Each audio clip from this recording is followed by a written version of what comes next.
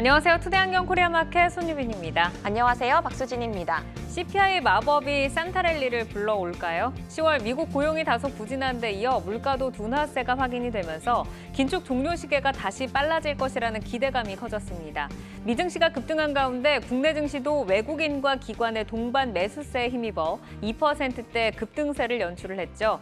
코스닥은 800선을 다시 회복을 했습니다. 오늘 주요 섹터들이 골고루 상승을 하면서 시장 전반에 대한 기대감을 확인한 하루였죠.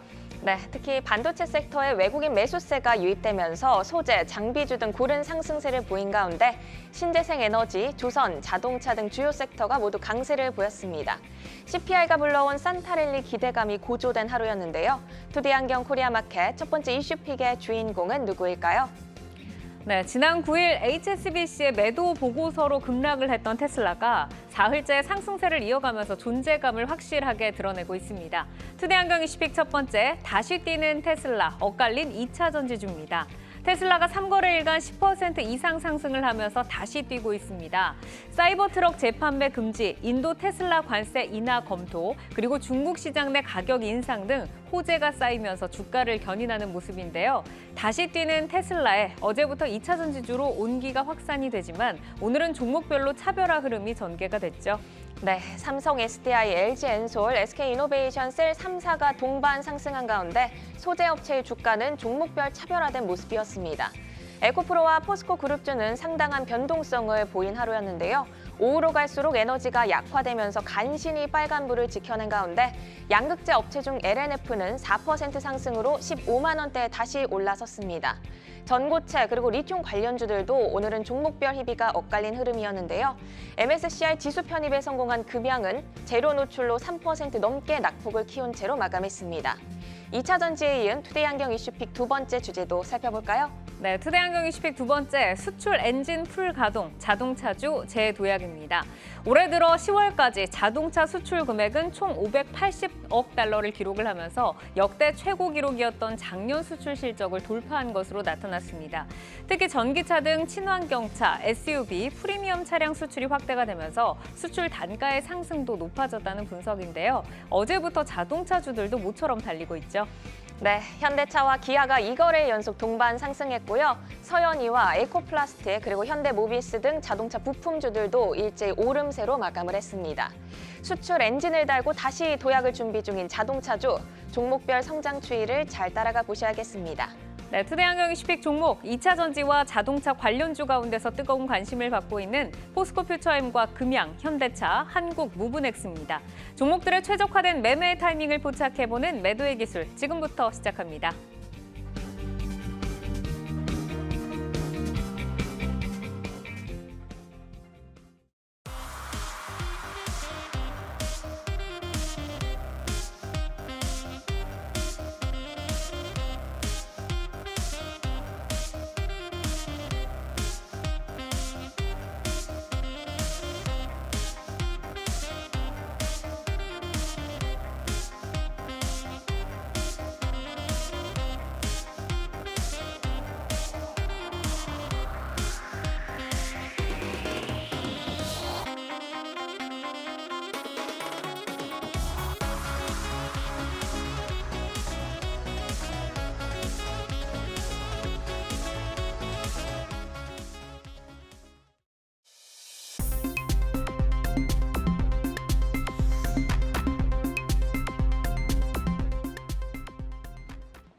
종목별 최적화된 매매의 타이밍을 포착해보는 매도의 기술, 투데이안경 이슈픽 첫 번째, 다시 뛰는 테슬라, 엇갈린 2차 전지주입니다.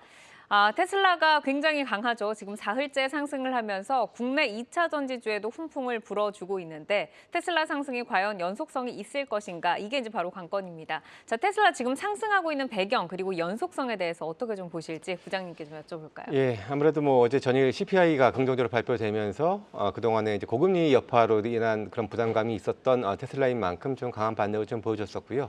앞서서도 말씀하셨겠습니다만은 이제 최근에 개별적인 호재들도 좀 있었습니다. 아까 인도의 관세 인하라든지 사이버 트럭 재판매 금지라든지 여러 가지가 있었는데요. 그중에서 특히 또 이제 유럽의 그 이지그룹에 그 테슬라의 전기차 충전기가 판매가 됐다라는 그런 보도가 있었는데요. 사실 이 북미 지역에 이미 테슬라의 이 전기차 충전기가 거의 뭐 이제 표준화라고도 할 수 있을 정도로 거의 다 좀 깔려 있는 그런 상황인데요. 북미에 이어서 유럽까지도 이런 나름 충전 시장이 상당히 좀 크기 때문에 이런 것들 또한 또 테슬라가 더 다 또 이제 장악하는 것은 아닌가라는 그런 기대감까지 좀 더해지면서 상승을 했다라고 볼 수가 있습니다. 거기에서 더불어서 이제 나스닥 지수도 올해 연중 고점이 이제 2% 3% 정도밖에 남지 않았습니다. 그래서 아무래도 더 대표 종목이 테슬라 또한 또 이제 수급적으로도 좀 관여가 되는 그런 측면들이 있었는데요. 물론 이제 근본적인 이유들, 그러니까 최근 이제 판매량 둔화에 대한 부분들, 또 수익성이 조금 다소 좀 감소하는 이런 부분들까지 이제 완벽하게 해소가 된 것은 분명히 아닙니다. 하지만 시장의 강세에 힘입어서 전 추가적으로 뭐 제한적이나마 추가적인 반등 가능성은 충분히 좀 열려 있다, 이렇게 말씀드릴 수 있겠습니다. 그런데 시장이 어쨌든 강하다라는 말씀이신데 2차 전지의 이제 뭐 밸류라던가 내용이라던가 뭐 이런 부분에서 봤을 때는 지금 이제 테슬라 훈풍 외에는 사실 크게 달라진 상황은 없잖아요. 뭐 수요 둔화 우려도 있고 고평가 논란까지 있는 상황인데 그래도 이제 2차 전지가 장기 성장성은 여전하다라고 보면 지금 시점에서 어쨌든 이제 시장도 강하고 2차 전지 내에서 종목을 좀 선별적으로 가져간다고 하면 어떤 기준으로 좀 가져가야 될까, 이사님? 네, 일단은 2차 전지 섹터가 무섭게 올라가는 이 상반기에는 2차 전지 관련해서 뭐만 한다더라 하면은 같이 묻어서 올라가는 그런 시절이 있었습니다. 그런데 지금 같은 경우는 사람들의 눈높이가 워낙에 높아질 대로 높아졌기 때문에 대장주라고 할 수 있는 포스코 홀딩스조차도 주가가 좀 잘 못 올라가는 그런 흐름을 여러분들이 보실 수가 있습니다.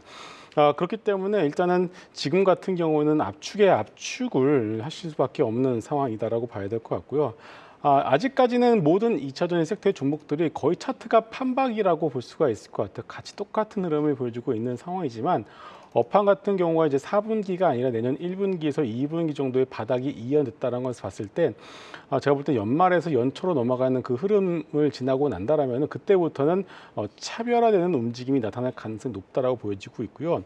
역시나 대장주 위주로 여러분들이 압축을 하실 필요가 있을 것 같습니다. 바로 포스코 그룹주, 그리고 에코프로 그룹주 위주로 압축을 하시고 나머지 종목들의 경우에는 반등시마다 뭐 교체 매매 혹은 비중 축소의 어떤 그런 전략이 2차 전지 섹터 내에서는 유리할 것 같습니다. 네, 에코프로와 이제 포스코 그룹주를 제외한다라고 좀 말씀을 주셨는데, 자, 오늘 2차 전지주 가운데서 저희가 이제 포스코 퓨처엠 그리고 이제 금양을 올려봤거든요. 그럼 여기에는 이제 어떤 의견을 주실지 한번 여쭤보도록 하겠습니다. 여기에서는 지금 김성훈 이사께서만 포스코 퓨처엠에는 지금 고사인을 주셨어요. 자, 여기에서 이제 고사인이 나온 게 좀 어떤 이유일지 궁금한데 어떤 걸까요? 일단은 뭐 양극재 업체들 같은 경우에는 뭐 에코프로 BM도 그렇고 포스코 퓨처엠도 그렇고 여전히 성장성에 있어서는 물론 밸류에이션에 대한 어떤 논란은 분명히 있는 것은 사실입니다만은 그 성장성이 끝났다라고 얘기하기는 그 누구도 그렇게 얘기할 수는 없을 것 같습니다. 지금 전기차에 대해서 여러 가지 노이즈도 있습니다. 뭐 리튬 가격에 대한 하락, 트럼프 대통령이 다시 한번 당선이 된다라면 IRA 법안 다 뒤집어 엎는다라는 어떤 노이즈 등등 여러 가지 노이즈가 있습니다만은 뭐 트럼프 대통령의 어떤 노이즈 같은 경우는 너무 앞서 나간 어떤 그런 상상인 것 같고요.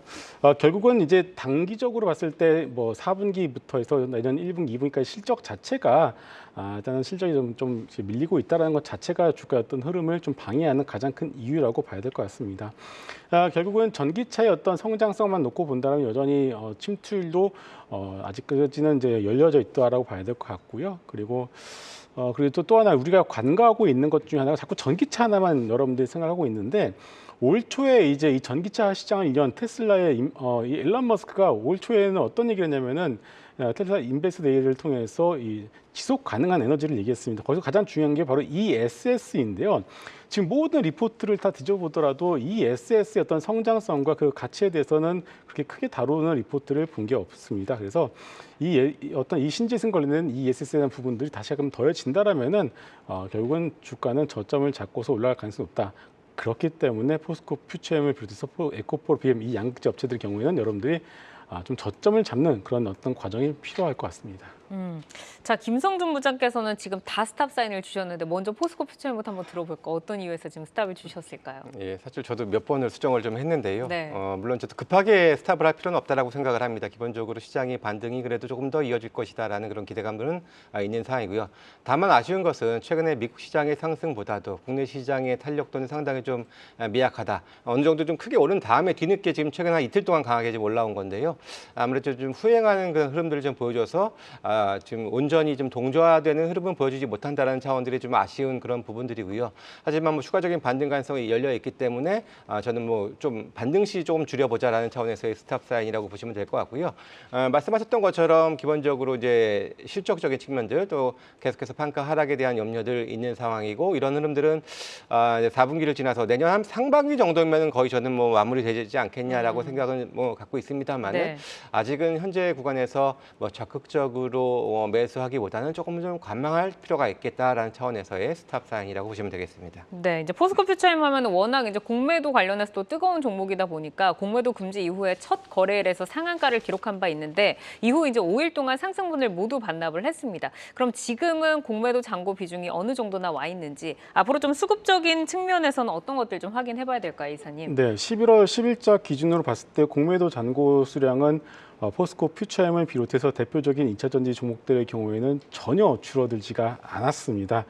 버티고 있다는 뜻이겠죠. 버티고 있는 논리 자체를 들어보게 되면은 역시나 모두가 다 알고 있는 내용들입니다. 전기차의 성장 가능성이 낮다.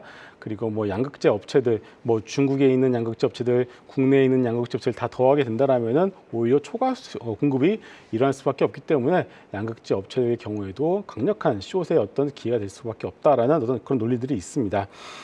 그렇지만은 역시나 제가 앞서도 말씀드렸지만 이것은 IRA 법안을 전면적으로 부인을 하는 논리라고 봐야 될 것 같아요. 그래서 보조금에 대한 부분들을 아예 없애버린다라면 그 논리가 그 공매도 그 숏에 대한 논리가 맞습니다만은 역시나 이 IRA 법안이 여전히 살아 있고요. 그리고 트럼프 대통령이 뭐 당선이 될지 안 될지도 모르고 있고 현재 돌아가는 어떤 판세만 놓고 본다라면 민주당이 재선할 가능성이 여전히 높기 때문에 아직까지 그 어떤 부분들을 섣불리 가져와서 주가에 반영을 시키는 것은 조금 이르지 않나라는 생각을 하고 있습니다. 그래서 저는 오히려 공매도 잔고가 줄어들지 않고 있다는 것은 오히려 2차 전지를 가지고 계신 분들에게는 기회가 될 수 있다라고 생각해요. 왜냐하면은 우리가 과거에 봤을 때 항상 주가를 슈팅을 시켰었던 가장 큰 요인은 뭐였습니까? 바로 공매도의 숏스퀴즈였거든요. 그래서 뭐 지금 약간 좀 주가에 부침이 있으면 답답하겠지만은 결국은 주가를 다시 한번 바닥에서 들어 올리는 힘 역시도 공매도 쪽에 숏스퀴즈가 될 가능성이 높기 때문에 좀 답답하시겠지만 좀 시간을 녹이시는 그런 전략이 필요할 것 같습니다. 네, 시간을 견디고 나면 기회가 올 것으로 좀 정리를 해보겠습니다. 자, 이어서 금양으로 넘어가겠습니다.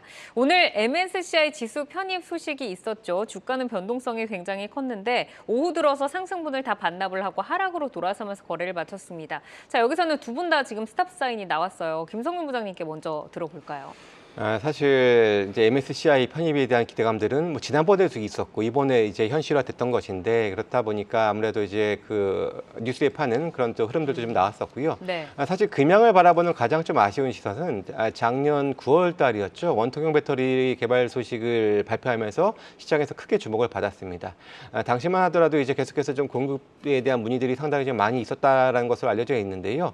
하지만 그래도 뭐 전동 공급 정도 수준까지는 계속해서 좀 공급을 좀 했어야 되지 않겠냐라고 좀 생각은 드는데 그런 원료는 아직까지는 좀 크게 좀 공급은 못 하지 않은 채 다른 뭐 광물 투자라든지 여러 가지 좀 다른 쪽으로 조금 이렇게 하면서 시가총액은 6조나 올랐는데 실적 그러니까 숫자는 계속해서 좀 정체되어 있는 그런 흐름을 보여주고 있기 때문에 일단 다소 조금 피하시는 것이 좋지 않겠냐는 차원에서 스탑 사인 드립니다.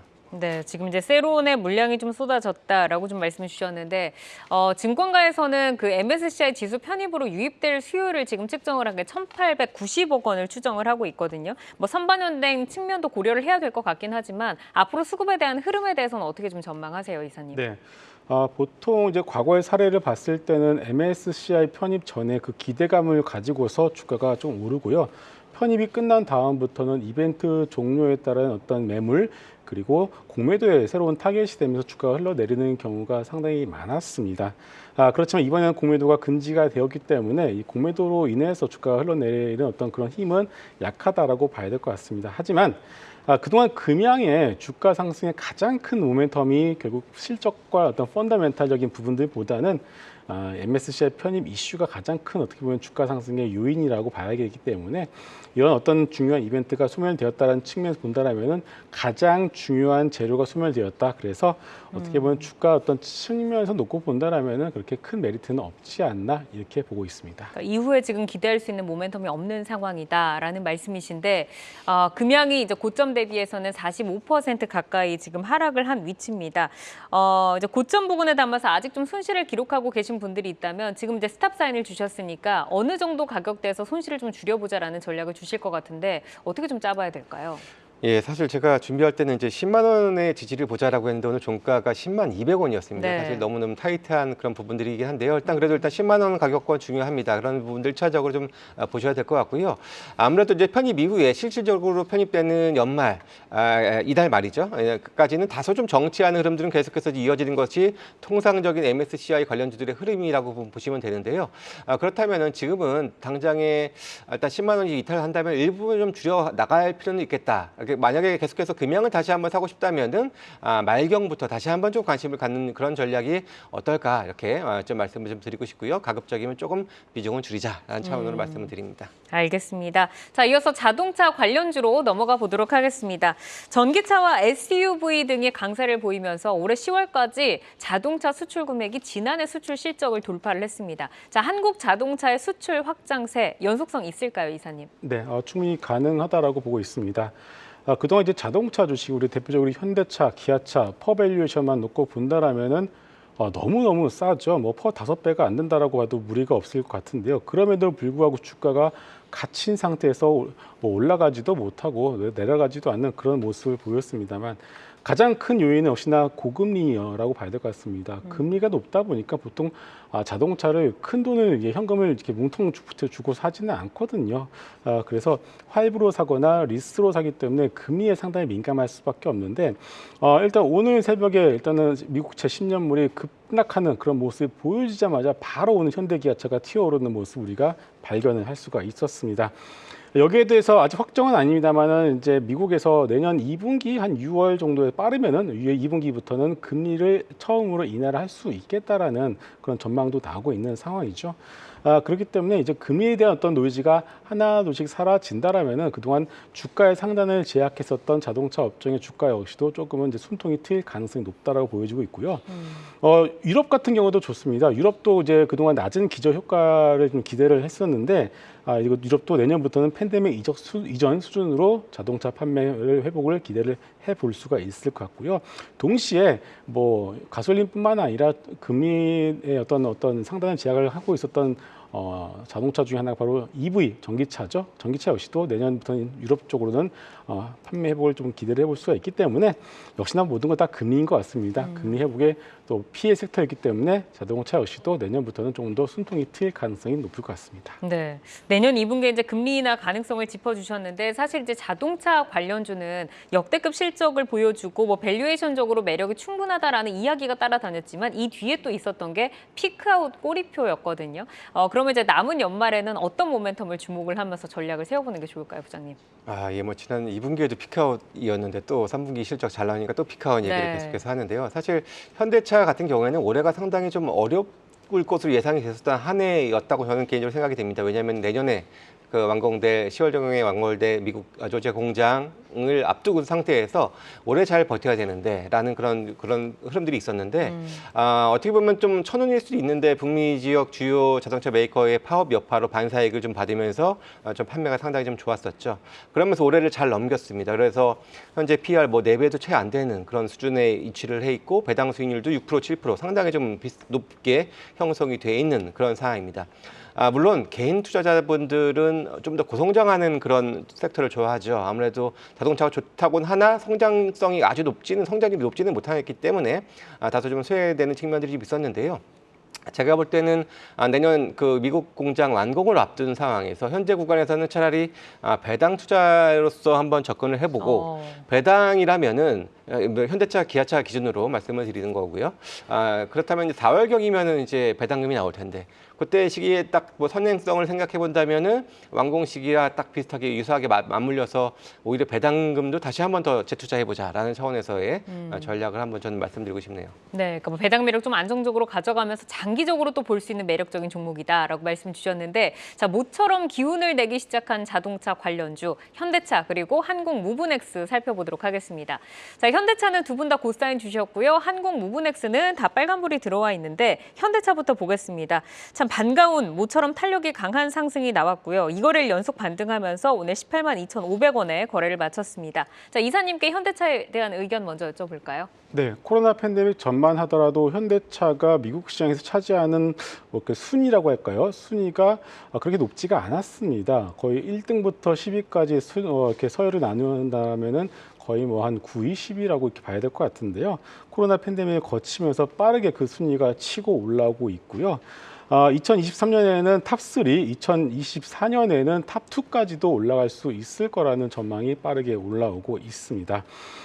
플리스유라고 합니다. 플리스유가 뭐냐면은 이게 개인들이 차를 사는 것도 있지만은 기업과 단체가 단체로 주문을 이제 하는 것을 플리스유라고 하는데 이것을 이제 전기차 쪽에서 대응을 할 수 있는 업체가 현대 기아차 정도 빼고는 그렇게 많지가 않은 상황이에요. 그래서 이런 어떤 메리트도 충분히 있고요. 무엇보다 가장 큰 메리트는 주가는 바닥인데 퍼밸류에이션은 너무나 싸다라는 가장 큰 장점이 있고 주주환원 정책도 그 어떤 회사보다도 적극적이다라고 봐야 될 것 같습니다. 그런데 주가의 상단을 제약했었던 금리에 대한 부분들이 좀 풀어지게 된다라면은 그 오늘도 보시게 되면 그 무거운 주식이 오늘 4% 가까이 오르지 않겠습니까? 그래서 일단 현대 기아차 같은 경우에도 지금부터는 뭐 작은 종목들처럼 치고 올라가는 그런 모습은 아니겠습니다만은 좀 더 이제 이전과는 좀 다른 모습을 좀 보여줄 가능성이 높을 것 같습니다. 네, 금리로 이제 탄력이 있었고 또 뭐 환율 떨어지고 외국인도 지금 돌아오고 시장 분위기가 좋은데, 자, 김성근 부장께서도 고사인을 주셨습니다. 말씀을 드린 것처럼 현대차가 실적이 좋았음에도 주가에는 큰 힘이 돼주지 못했는데 오늘 이렇게 이제 4%대 강세가 나오니까 과연 연속성 있을까라는 이제 기존 주주들의 물음표가 좀 있을 것 같아요.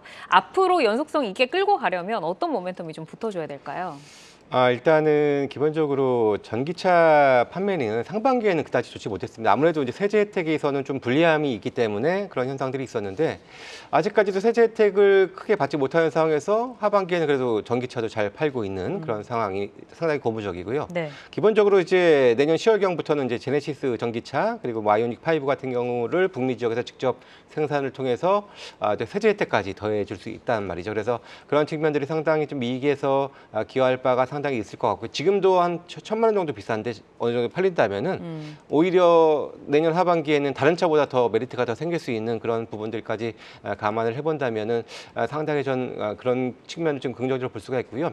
그렇다면은 관련해서 이제 같은 그 전기차 부품 동반 진출하는 그런 회사들도 같이 한번 관심 있게 좀 볼 만한 그런 또 기회가 되지 않겠냐라고 좀 보고 있습니다. 네, 올해보다 이제 내년이 더 좋을 것으로 지금 말씀을 주셨는데, 자, 전고점을 보면 21만 1,500원. 그럼 이사님께서는 전고점까지 좀 버티자, 아니면 조금 올라오면 매도를 해보자. 어떤 전략 주시겠어요? 아직 전고점까지는 이격이 좀 있기 때문에 바로 전고점까지 여러분들께 뭐 당장 단기간 만에 갈 수 있겠다는 말씀을 못 드릴 것 같고요. 내년 한 상반기 정도는 충분히 전고점을 넘길 수 있을 거라고는 보고는 있습니다. 그래서 그때까지는 이제 바로바로 이제 다이렉트로 올라가기보다는 중간중간 부침을 이제 겪을 수밖에 없는데요. 그래서 좀 중장기적으로 보시는 분들의 경우에는 그냥 끌고 가시는 그런 전략도 좋을 것 같고요.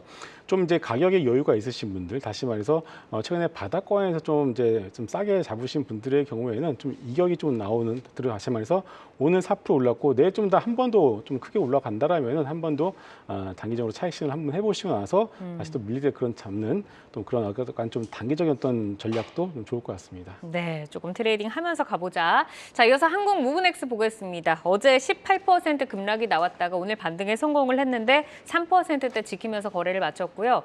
지금 두 분께서는 이 종목엔 다 스탑을 주셨어요. 부장님께서는 어떤 부분 좀 경계해야 된다고 보세요? 일단 먼저 PER이 4배도 채 되지 않는 그런 회사를 스탑 사인을 드리는 거는 상당히 좀 주주분들에게 죄송하다는 말씀 먼저 드려야 될 것 같고요. 사실 스탑 사인을 드려야 될 수밖에 없는 것이 사실 어제 좋은 실적이 발표했습니다. 그랬는데 수급도 좋았는데도 불구하고 상당한 좀 변동성을 보이면서 좀 급락하는 모습을 보였었는데요.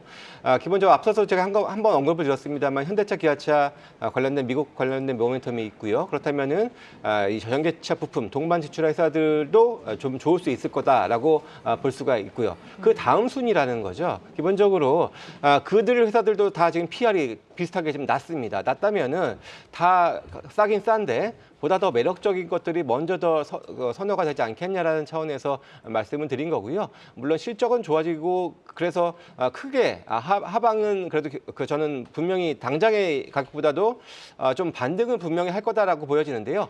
반등을 어느 정도 한다면은 네. 그렇다면 보다 더 미래를 보고 좀 바꿔보는 전략도 한번 좀 고려를 해보자는 차원에서 말씀을 드렸습니다. 그러니까 뭐 회사의 그런 내용보다는 올라올 때 탄력도가 다른 종목보다 떨어질 수 있다라고 좀 말씀을 주셨고 이사님께서는 어떤 의견이세요? 네. 전반적으로 봤을 때 자동차 부품주들에 대한 투자는 그렇게 쉬운 것은 아닙니다. 왜냐하면은 너무 싼 것도 잘 알고 있고 돈도 잘 벌고는 있습니다만은 이 마진이라고 하죠. 영업이익률이 너무나 박합니다. 그게 뭐냐면은 코스트 리덕션이라고 해서 마진을 이제 박하게 줄 수밖에 없기 때문에 주식 투자의 입장에서 본다라면 그렇게 메리트가 없다고 봐야 되겠죠. 그래서 한국무브넥스의 경우에도 좀 중립적 관점 보시는 게 좋을 것 같습니다. 네, 알겠습니다. 자, 한국무브넥스까지 이렇게 정리를 해드리겠습니다. 저희 종목들은 현재 주가와 모멘텀을 기준으로 저희가 전략을 제시를 해드리기 때문에 시장 상황에 따라서 전략 변동 가능한 점 기억을 해주시고요. 계속해서 이슈와 모멘텀 팔로우하면서 여러분의 전략 체크해드리겠습니다.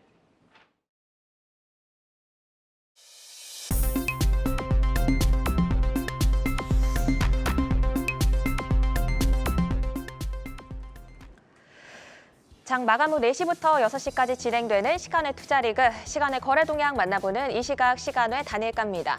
정규장 마감 후 오후 4시부터 6시까지 10분 단위로 시간의 단일가 거래가 이뤄지는데요. 다만 내일은 2024학년도 수능일로 정규장이 1시간 늦게 시작합니다. 시간의 시장도 1시간씩 미뤄지게 되는데요. 시간의 종가 매매는 오후 4시 40분부터 5시까지, 시간의 단일가 매매는 오후 5시부터 6시까지 이뤄지니까 투자에 착오 없으시기 바랍니다. 네, 그럼 오늘장 시간의 주요 종목 등락률 살펴보겠습니다. 먼저 시간의 단일가 코스피 상승률 상위부터 체크해보겠습니다. 먼저 KC그린홀딩스 그리고 KC코트레 등 KC그룹주가 올라와 있습니다. 자회사 KC환경서비스의 인수 우선협상 대상자 선정 소식에 KC그린홀딩스 어제 상한가를 기록했고요. 오늘 윗골이 달면서 1% 강세로 마감을 했는데요. 시간에서도 빨간불 들어오고 있습니다. KC그린홀딩스 3% 강세, 그리고 KC코트레도 2% 오름세 보여주고 있습니다. 또 오늘 3% 강세를 보였던 KSS 해운도 빨간불 이어가면서 2% 상승한 8,600원의 거래 이어지고 있습니다. 이번에는 코스닥 상승률 상위 살펴볼까요? 네, 코스닥에서는 윙스풋이 9.6% 강세를 보이면서 현재 강하게 출발하고 있습니다. 올해 최대 실적 경신이 기대된다는 소식에 현재 9% 상승한 1,520원의 거래가 되고 있고요. 또 보톡스 관련주인 제테마도 8% 강세를 보이면서 19,000원 선에 움직이고 있습니다. 또 어제 부진한 3분기 실적을 발표했지만 회계 처리 반영 시점에 따른 결과라는 해명에 오늘 빨간불로 마감한 소마젠 역시 시간에서 8% 강세 보이면서 강하게 출발하고 있네요. 계속해서 코스피 하락률 상위로 넘어가 보겠습니다. 네, 코스피에서는 조선내화가 1.4% 하락하면서 코스피에서 가장 많이 밀리고 있습니다. 최근 포스코와의 계약 체결에 주목받은 종목이죠. 오늘 4% 가까운 오름세로 마감을 했는데 시간에서 소폭 하락하면서 1.4% 하락을 하고 있고요. 또 3분기 호실적이 14% 급등한 한국내화 역시 1.2% 하락하면서 3,200원 선 지나가고 있습니다. 또 5거래 연속 상승하면서 오늘도 11% 급등세로 마감한 STX, 시간에서 1% 가깝게 밀리면서 14,000원의 거래 이어지고 있습니다. 마지막으로 코스닥 하락률 상위도 체크해볼까요? 네, 코스닥에서는 BI 매트릭스가 3% 넘게 빠지면서 코스닥에서 가장 많이 하락하고 있습니다. 지능화 솔루션 업체로 오늘 12% 급등을 했는데요. 내일 하루 동안 투자 주의 종목으로 지정되니까 투자에 참고하시기 바랍니다. 현재 3% 약세 보이면서 13,810원 선에 거래 이어지고 있고요. 또 컨택도 1.3% 하락하면서 18,530원에 거래되고 있습니다. 이렇게 시간의 단위가 매매 살펴봤는데요. 잠시 후 시간의 단위가 특징주를 통해서도 더 자세한 내용 전해드리겠습니다.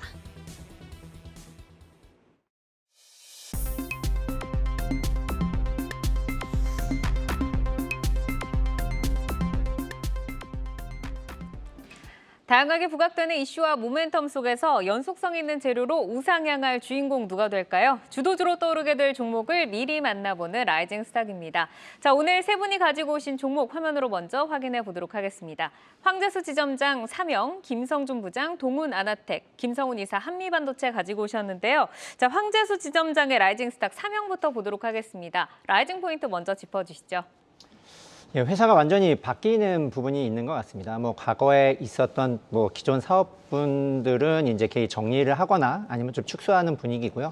실질적으로 이제 전기차에 필수적으로 들어가는 인버터, 그리고 콘덴서의 이제 핵심 부품으로 알려져 있는 커패시터 필름을 이제 굉장히 많이 생산하고 증설도 하면서 내년엔 본격적으로 양산 시스템에 들어가서 매출이 증가하면서 이익도 좀 증가할 걸로 보입니다. 이 커패시터 필름이라는 게 어떤 역할을 조금 하고 있는 건지, 그리고 실적을 어떻게 좀 높여갈 수 있을까요? 네. 우선은 뭐 아까 잠깐 말씀드렸던 것처럼 기존의 사업을 보시면 보통 우리가 사용하는 랩 있지 않습니까? 랩이라든지 우유팩이라든지 이러한 부분에서 이제 매출이 나왔었거든요. 그래서 계속 적자를 시현하다가 최근 몇 년간을 보면은 뭐 10억, 20억에 대한 이익밖에 안 나는, 그리고 계속적으로 뭐 사업이 굉장히 안 좋아지는 부분이고요. 그래서 최근 들어서 보면은 이제 우유팩 사업 같은 경우는 이제 정리를 했습니다. 뭐 사실 기존에 있었던 사업 중에서 안 되는 거를 이제 축소하고 실질적으로 말씀하셨던 대로 이제 캐패시터 필름을 이제 제조하기 위해서 좀 새롭게 이제 변화가 되고, 최근 들어서 이제 뭐 연 기준으로 해서 뭐 12,000톤까지도 이제 생산할 수 있는 시설을 확충했거든요. 세계에서는 3군데에서만 이 필름을 이제 생산합니다. 인버터에서 들어가서 이 필름이 중요한 게 뭐 마모성이라든지 기능 향상에 있어서 굉장히 꼭 필요한 부품이기 때문에요. 전기차 수요가 증가한다, 곧 이제 매출이 증가한다라고 보시면 될 것 같고요. 말씀드렸던 대로 12,000톤까지 이제 증설을 하면서 연 기준으로 증설을 하면서 매출도 이제 곧 나올 걸로 보이고 있습니다. 뭐 기존에 보면 한 전 세계 3위라고 하지만 아직까지 뭐 괄목할 만한 실적으로 이제 나타나진 않았습니다. 근데 본격적으로 증설 효과가 요 4분기부터 나타나고요. 내년에는 온기에 반영하고 있기 때문에 결과적으로 증권사 추정치를 가장 최근에 나온 거 봤더니 190억을 추정을 했더라고요. 영업이익이. 네. 결과적으로 10억, 20억 나는 회사가 190억을 낸다. 완전히 턴어라운드라고 하는 부분이 있고요. 실질적으로 가능성이 굉장히 높은 게 사실 쇼티지가 나고 있는 산업이기 때문에, 그리고 뭐 이게 생산한다고 이제 바로 되는 게 아니라 뭐 2년간에 걸쳐서 이제 시험 테스트라는 퀄 테스트를 통과해야 되기 때문에 이 부분이 확정이 되는 부분이 있어서 내년부터는 본격적으로 생산한다 그러면은 결과적으로 이익의 이제 양의 차이가 있겠지만은 네. 그래도 확실히 턴어라운드 되는 기업으로 볼 수 있을 것 같습니다. 그러니까 지금 공급 부족 산업에서 전 세계에서 지금 3곳의 업체밖에 없는 데다가 지금 뭐 10억, 20억에서 190억까지 바라볼 수 있다라고 하셨는데, 그러면 가격적인 전략을 조금 길게 높게 보시는 걸까요? 예, 맞습니다. 이게 어느 걸 비교해서 이제 밸류를 측정해야 되냐, 사실 좀 어려운 부분이 있거든요. 늘어나는 전기차에 대해서의 수요가 과연 2차 전지 밸류를 줘야 될 것인지 아니면 뭐 자동차 밸류를 줘야 될 것인지 사실 좀 애매한 부분이 있지만 뭐 결과적으로 실적이 내년에 뭐 분기별로 굉장히 좋아지는 걸 보면서는 내년에는 확실히 좀 우상향하는 모습으로 나타나지 않을까라고 해서 지금이야 이제 주가가 이제 뭐 주가 크게 흔들림이 없었습니다. 시장이 많이 빠지고 오르고 아직까지는 좀 약간 준비해가는 과정인 것 같고요. 뭐 계속 횡보 기간이고 박스권에 갇혀 있지만 결과적으로 4분기부터는 이제 실적이 턴어라운드 되는 부분이 있어서 뭐 내년 실적 시즌 됐을 때마다 이제 좀 우상향으로 확실히 그려질 가능성이 높아 보입니다. 네, 꾸준히 성장할 수 있는 기업으로 삼영 소개를 해주셨고요. 자, 이어서 김성준 부장의 라이징 스탁 보도록 하겠습니다. 동훈 아나텍 가지고 오셨는데요. 어떤 매력 포인트가 현재 있을까요? 네, 기존 사업의 호조와 함께 기술 이전료 수령에 따라서 3분기 큰 폭의 실적 성장을 성공을 했고, 특히 타액을 활용한 혈당 진단기기 상용화를 추진 중에 있는데 성장 시에 큰 폭의 업사이드 포텐셜을 기대할 수 있다고 판단이 됩니다. 최근에 이제 뭐 당뇨 관련 시장들이 굉장히 성장성이 좀 높은데 이런 또 타액을 가지고 혈당을 측정한다. 어떤 이야기인지 성장 스토리 좀 더 자세하게 들어볼까요? 예, 이미 지난 12일에 발표한 3분기 실적을 보게 되면은 뭐 매출액이 378억, 270% 증가를 했고요. 영업이익도 100억 305억을 달성을 했습니다. 물론 여기에는 지난 작년 말에 홍콩의 헤일로라는 업체에서 기술 이전한 거 덕택이라고 할 수가 있는데요. 그 OIS 그리고 오토포커스 같은 기술을 중화권에만 기술 이전 계약을 체결을 했고요. 기술 이전료 2,100만 달러를 전부 다 이번 3분기까지 다 해서 수령을 했습니다. 하지만 이제 수령은 끝났습니다만 최근에 중국을 중심으로 해서 이 화웨이 폰을 중심으로 중국의 그 애국 소비가 늘어나면서 계속 판매량이 증가하고 있는 만큼 계속해서 관련된 실적은 좋아질 것으로 보여집니다. 물론 이제 동원아나텍의 주가를 결정할 요소는 사실 본업이 아니라 가장 중요한 이 타액을 활용한 혈당 진단 기기 디설라이프의 상용화 기대감이라고 할 수가 있는데요. 현재는 국내와 그리고 중국 그리고 유럽 그리고 인도 등의 지금 특허를 이미 취득을 해놓은 상태고요. 미국에는 현재 특허 출원이 진행 중에 있는 상황입니다. 이게 침으로 간단하게 혈당을 측정을 할 수 있기 때문에 일단 시장의 진입이 상당히 좀 용이하고 그래서 전 세계를 타겟으로 이제 계속해서 마케팅을 펼쳐 나갈 것으로 기대가 되는 상황입니다. 아무래도 가장 큰 시장인 당뇨를 가장 타겟으로 먼저 하는 그런 부분인데요. 기본적으로 치매는 극소수의 혈액 성분을 좀 가지고 있습니다. 그래서 근데 그것을 이제 확장을 시킬 수 있는 그런 원천 기술을 동원아나텍이 가지고 있는데요. 그래서 이것을 통해서 혈당을 측정을 할 수도 있고 이 관련된 이 원천 기술을 가지고 다른 질병들, 뭐 심장질환이라든지 다른 질병에도 진단에 있어서 상당히 좀 계속 할 수 있는 그런 커나갈 수 있는 시장까지 감안해 본다면 상당히 좀 기대가 되고요. 계속해서 좋은 뉴스 플로우는 나올 수가 있습니다. 특허 취득이라든지 뭐 GMP 인증이라든지 여러 가지 소식들을 통해서 주가 계속해서 계단식의 레벨업 기대해 볼 수 있다. 이렇게 기대해 봅니다. 네, 당뇨뿐 아니라 이제 타질환의 진단까지 넓혀 나갈 수 있다라는 말씀이신데 그러면 이 회사의 가능성은 주가로 어느 정도까지나 좀 보고 계세요? 예, 일단 기술적으로 볼 텐데요. 사실 올해 그 6월달, 7월달에 한번 크게 상승을 했었는데 이게 국내 뭐 병원에서 이제 임상하면서 결과가 좋다라는 것들이 입소문 나면서 많이 오른 것이 아닌가라고 좀 추측도 되는 그런 부분들인데요. 기본적으로 주가도 많이 뭐 밀려 있습니다. 밀려 있는 상황에서 1차적으로는 목표가는 제가 이제 3만 원을 제시를 했는데 네. 다시 한번 좀 5만 원 선까지도 한번 또 중기적으로 목표를 해볼 수 있다라고 기대를 해보고요. 손절 가격은 최근 저가 정도 수준 18,000원 제시를 해드리도록 하겠습니다. 아래는 좀 짧게 보셨고 지금 3만 원, 2차적으로는 5만 원까지 제시를 해주셨습니다. 자, 이어서 김성훈 이사의 종목 보겠는데요. HBM의 대표 종목이죠. 한미반도체입니다. 최근에 뭐 신고가 랠리에서 또 실적 노이즈까지 시장에서 주목을 많이 받고 있는데 지금 다시 봐야 할까요? 네, 다시 봐야 될 것뿐만이 아니라 주도주의 역할을 충분히 할 수 있을 거라고 생각하고 있습니다. SK하이닉스 양으로 TC-본디 장비의 독점력을 여전히 가지고 있는 상황이고요. 전 세계적으로 HBM 메모리는 쇼티지가 지속이 되고 있습니다. 실적 노이즈가 있었는데요. 이미 다 모두가 알고 있는 사실이었고요. 2024년 내년부터 매출이 급성장할 것으로 전망을 하고 있습니다. 네. 자, 그러면 한미반도체에서 저희가 좀 놓치면 안 되는 어떤 포인트가 있다고 하면 어떤 것들 좀 있을까요? 네, 먼저 뭐 실적 부분 말씀을 드리게 되면은 실적 미스가 나왔는데 미스가 아니라요. 이거는 이미 다 알고 있었던 사실이고요. 회사 측에서는 올 여름부터 올해 실적 안 나온다. 중국 옵사트 쪽으로 물건이 안 나가기 때문에 안 나오니까 실적 기대감 갖지 말라라고 그렇게 강조를 했는데요. 시장은 아직 그 부분에서 스터디가 잘 안 되어 있었던 것 같습니다. 거기에 대해서 최근에 실적이 잘 안 나오게 되면은 주가가 뭐 급락하는 그런 흐름들이 여러 군데서 나타나 보니까 좀 이제 자라보고 놀란 것은 소뚜껑 보고 눌렀다라고 보셔야 될 것 같아요. 한미반도체 주가의 상승의 어떤 기대감들은 상당히 여러 부분에서 찾아볼 수가 있을 것 같습니다. 가장 중요한 것은 역시나 챗GPT발 AI 빅뱅 AI 혁명입니다. 여러분들 중에서 챗GPT 유료 버전 한 달에 지금 3만 원 정도 있는데요. 이것을 사용하고 계시는 분들이 얼마나 계신지 모르겠습니다만 이거는 실제로 여러분들이 써보시면은 아마 느낌이 오실 것 같습니다. 오늘 오픈 AI, 챗GPT를 만든 오픈 AI의 샘 알트만 CEO가 방금 트위터를 알렸는데요. 사용자가 너무 많이 물려가지고서 네. 새로운 가입자를 이제 받지 않겠다라고 지금 트위터를 알렸습니다. 이게 뭐냐면은 그만큼 사용자가 급증하기 때문에 서버가 부족하고 메모리가 부족하다라는 뜻이겠죠. 여기에 대해서 이제 오늘인가 내일 이제 마이크로소프트가 자체 반도체를 발표할 가능성이 상당히 높을 것 같습니다. 이제 엔비디아에서 물건을 이제 받기까지 너무 시간이 오래 걸리다 보니까 네. 자체적으로 반도체를 만들겠다라고 하는 것이겠죠. 이렇게 되면은 뭐가 더 필요하죠? 바로 HBM 반도체가 더더욱더 필요할 수밖에 없는 상황입니다. SK하이닉스의 가치가 더더욱더 높아지고 있고요. 네. SK하이닉스의 TC40 장비를 납품하고 있는 한미반도체의 그 몸값 역시도 높아질 수밖에 없습니다. 그래서 네. 현재 주가에서 저는 충분히 업사이드는 있다라고 보고 있습니다. 지금도 대장인데 더 대장이 될 수 있는 종목이다라고 말씀을 주셨는데 챗 GPT의 유료 버전을 저도 한번 좀 트라이를 해봐야겠다라는 생각이 들고 그럼 한미반도체의 가능성은 어디까지 열어두고 계세요? 네, 시가총액 충분히 한 10조 정도까지는 충분히 열어보고 여러분들 보셔도 될 것 같고요. 목표가 한 10만 원 정도.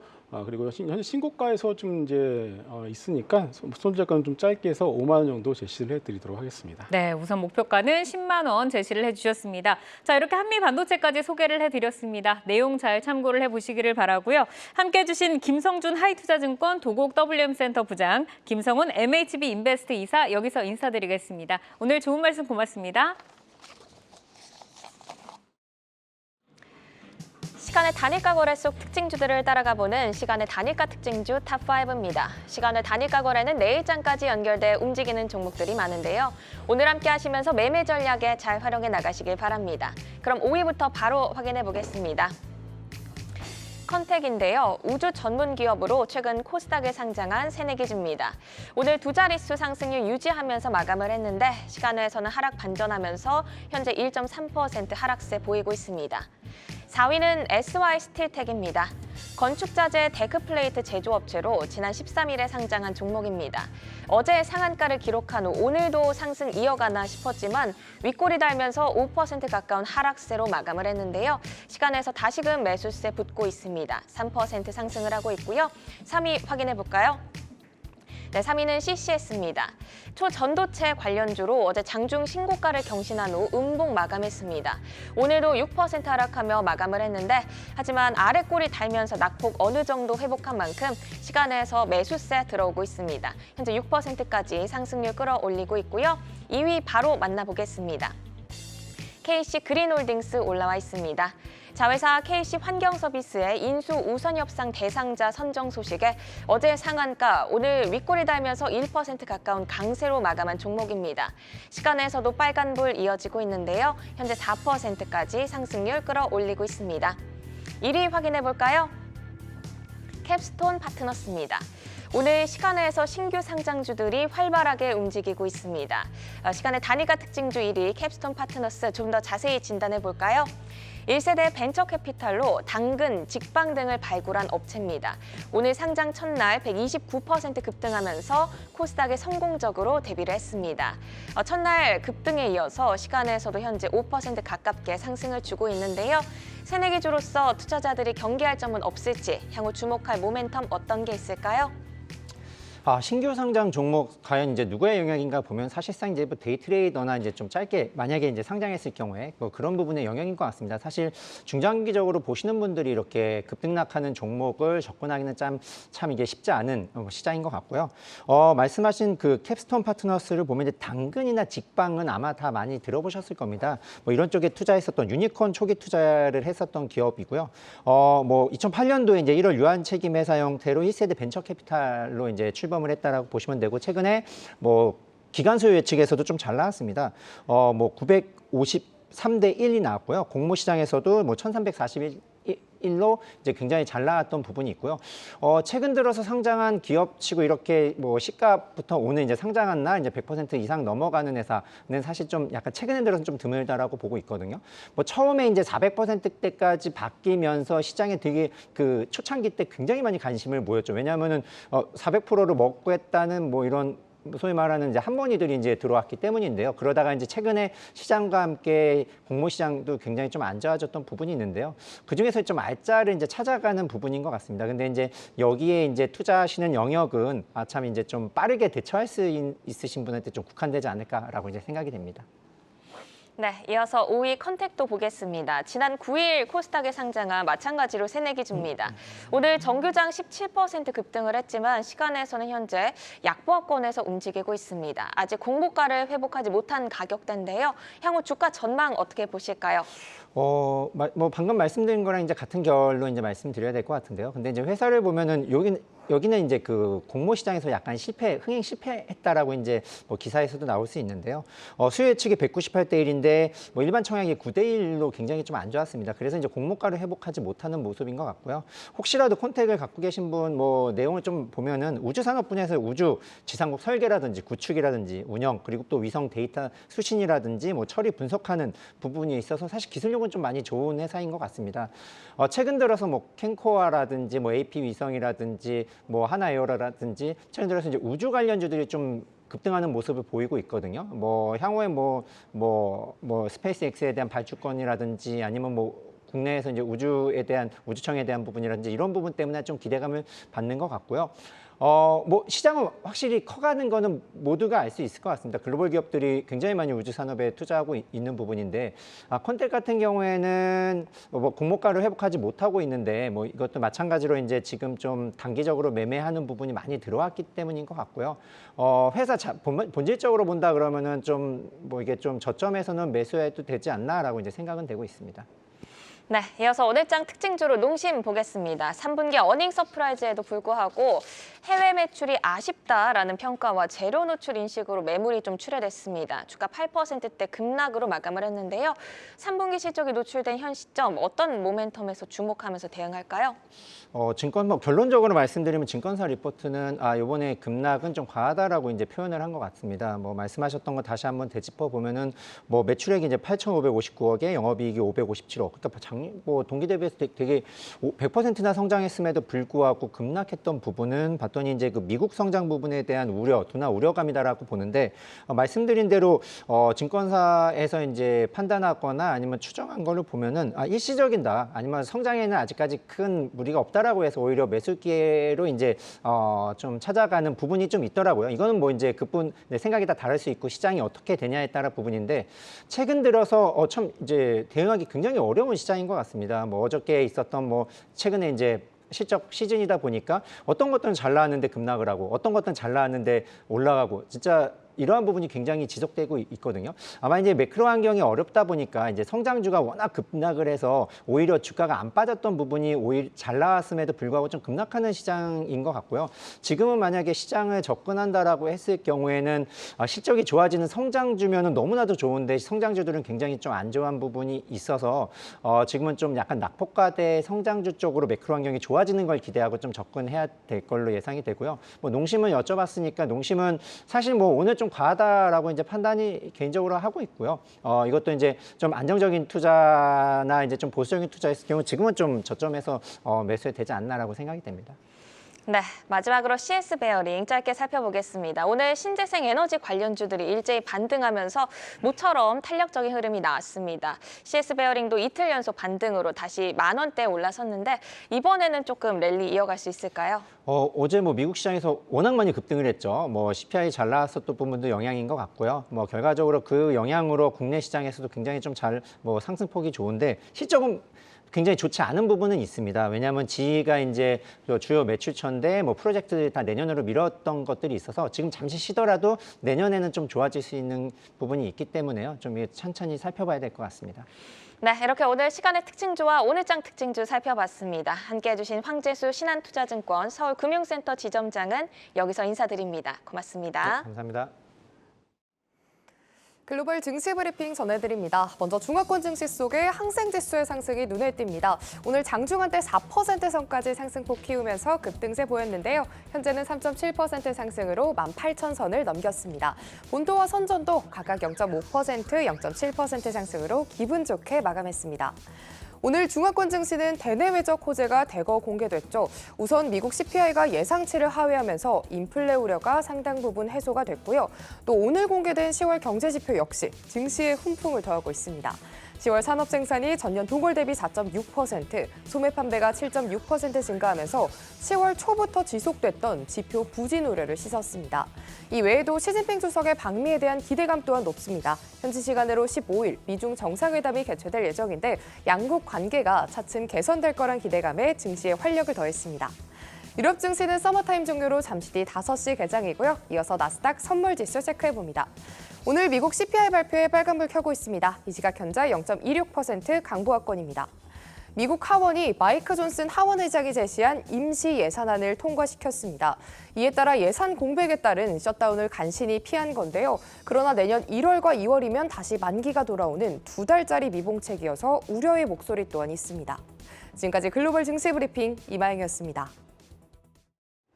투데이 안경 코리아 마켓 방송 후에도 유튜브에 라이징 스탁으로 검색하시면 다시 보실 수 있습니다. 오늘 저희가 준비한 소식은 여기까지입니다. 함께해 주신 여러분 고맙습니다.